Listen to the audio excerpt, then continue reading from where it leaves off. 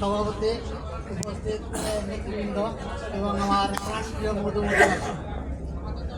আমি আসলে আমরা সব কিছুই অবগত হলাম, ইমরান চৌধুরী সাহেবের বক্তব্য শুনলাম, জানলাম, অবগত হলাম, অনেকটাই পজিটিভ আশ্বাস দিলেন। এখন 100% আশ্বাস তো আসলে হয় না, ওটা যে কোনো পরিবর্তনও হতে পারে।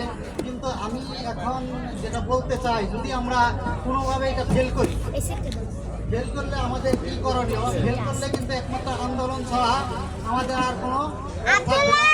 আমাদের কিন্তু এখানে আরেকজন বসছে না, উনি গেছে না, দেখতে পারবো বা 27 ডাকতেছে কেন? দেখতে পারবো।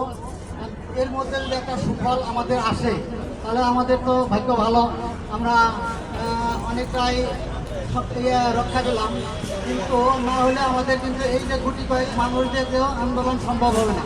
আমাদের বড় ধরনের আন্দোলনে যেতে হবে।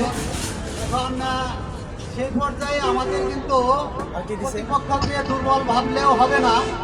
আমাদের প্রবাদ বাক্যের মতো আমি যেটা বলতে চাই যে টিট ফর ট্যাট, যেটা ঢিলটি মারলেই প্র্যাকটিক্যালটি খেতে হবে। কারণ এরকম ঢিল মারলে আমাদের কিন্তু প্র্যাকটিক্যাল হাতে নিতে হবে। এজন্য আমাদের কিন্তু শক্ত আন্দোলন করে তুলতে হবে। আর আমাদের বেলাপা সম্পর্কে আমি একটু বলতে চাই।